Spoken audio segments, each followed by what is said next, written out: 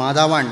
ആ പെണ്ണിന് വീട്ടിലെ കുടുംബഭാരം മറ്റു കാര്യങ്ങൾ ടെൻഷൻസ്, സ്വന്തം ഭർത്താവില്ലാതെ ജീവിക്കാൻ ടെൻഷൻസ്, ഇത്തരം കാര്യങ്ങളൊക്കെ ഉണ്ടാകും.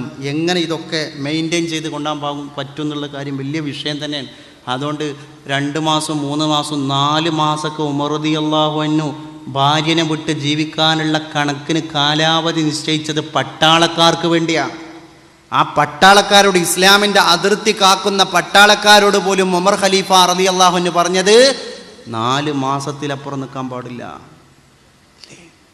വെറുതെയാണോ എസ് ജമീൽ പാട്ട് എഴുതിയത്? അബുദാബിയിലുള്ളോരെഴുത്തു പെട്ടി അന്ന് തുറന്നപ്പോൾ കത്തു കിട്ടി, എൻ പ്രിയേ നീ നിന്റെ ഹൃദയം പൊട്ടി, എഴുതിയ കത്തു ഞാൻ കണ്ടു ഞെട്ടി. വലിയ പാടാണിത്. കാരണം എന്താ? നമ്മുടെ കുടുംബ പശ്ചാത്തലം ഇന്ന് മലീമസമായി. എസ് എ ജമീൽ എന്ന് എഴുതിയണ ആ പാട്ട് നിങ്ങളെ മനസ്സിലാക്കണം. എന്ന് എഴുതിണ്? അന്ന് കമ്പിയും കൊയലുവാ. നാലോചോക്ക് ഒരു കത്ത് അങ്ങോട്ട് എത്താൻ തന്നെ എത്ര ദിവസം പിടിക്കും? അത് എത്തി വായിച്ച് ഉടനെ കത്ത് മറുപടി അയക്കൂല. പിന്നെ ഒരാഴ്ച 2 ആഴ്ച മറുപടിക്കുള്ള തീം ഉണ്ടാക്കുകയാണ്. എന്ന് പറഞ്ഞാൽ ഒഴിഞ്ഞിങ്ങനെ ജോലി സ്ഥലത്ത് നിന്ന് ഒഴിഞ്ഞിരുന്ന് പോയിട്ടുണ്ടാവില്ല, കണ്ണിന്ന് ഇങ്ങനെ ഒരു കണ്ണീര് ഒഴിച്ചാൽ. അതൊക്കെ ഒരു രംഗം തന്നെ. ഒരു ഉംറക്ക് പോയപ്പോൾ ഞാനിത് കണ്ടിണ്. ഒരു പെരുന്നാൾക്കൊന്ന് കൂടി നമ്മളെ മലയാളീസിൻ്റെ റൂമിൽ പോയിരുന്നപ്പോൾ ഒരു സുഹൃത്ത് സ്വന്തം തലക്കണിൻ്റെ ചോട്ടിന്ന് ഭാര്യയും കുട്ടി അടങ്ങുന്ന ഒരു ഫോട്ടോ എടുത്തിട്ട് നെഞ്ഞത്ത് വെച്ചിട്ട് കണ്ണീരൊലിപ്പിക്കുന്ന രംഗം അല്ലേ?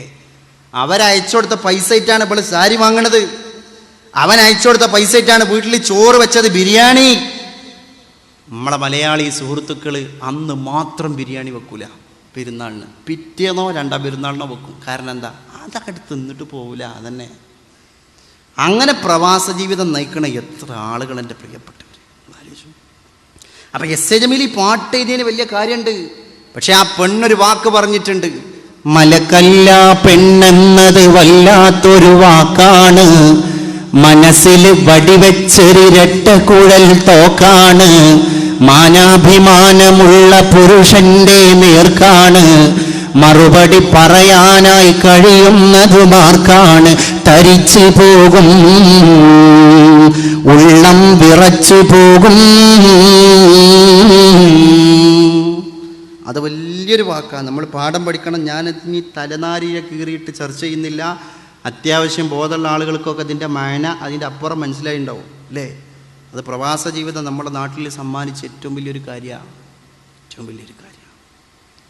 പിന്നെ അദ്ദേഹം ഒന്നും കൂടി വ്യക്താക്കാൻ വേണ്ടി പറഞ്ഞു, എന്ത്? പെണ്ണിന്റെ ആവശ്യം അറിയാത്തൊരു ഭർത്താവ് പൊണ്ണൻ, അവനാണ് അവളുടെ തെറ്റിന്റെ കർത്താവ്, അവസരമാണാവശ്യത്തിന്റെ മാതാവ്, അതിനിടം കൊടുക്കുന്നവൻ വിഡ്ഢികളുടെ നേതാവ്.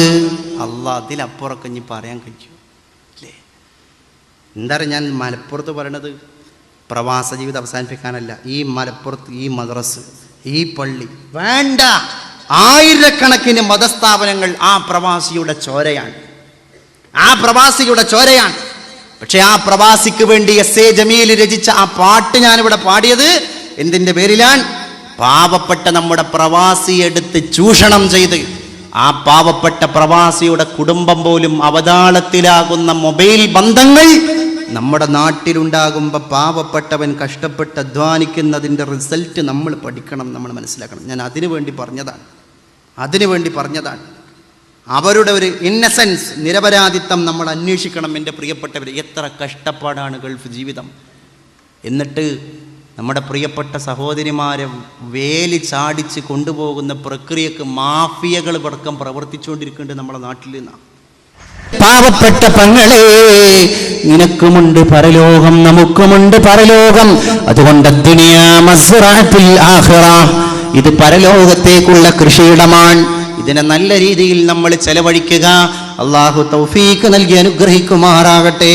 ഞാൻ അവസാനിപ്പിക്കും.